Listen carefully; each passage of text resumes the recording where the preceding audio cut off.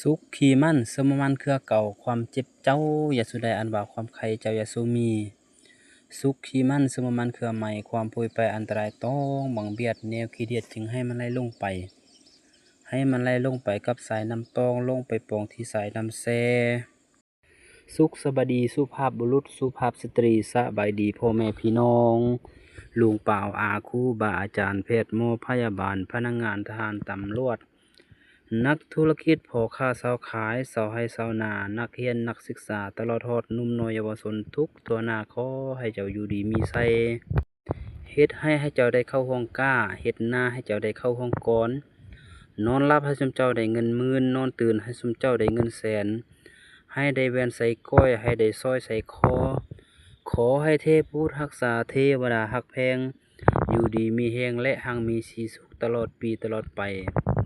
เฮ็ดธุรกิจปลูกสาลีหรือยางพาราก็ขอให้กกมันใหญ่สำแขนสำขาอาทิตย์จะมานี้ก็ขอให้ถึกเลขถึกหวยให้เจ้าร่ำเจ้ารวยคือดังมหาเศรษฐีพันล้านเงินกีบให้ได้เต็ม 3,000 กะตาเงินดอลลาร์ให้เต็ม 3,000 เปาและเงินบาทฝากเข้าเต็มทุกธนาคารบ่ว่าจะเป็นธนาคารใดก็แล้วแต่เพิ่นว่าจังใดก็ขอให้ฮักให้แพงกันเด้อบรรดาพี่ๆน้องๆทั่วท้องพวงแผ่นดินลาว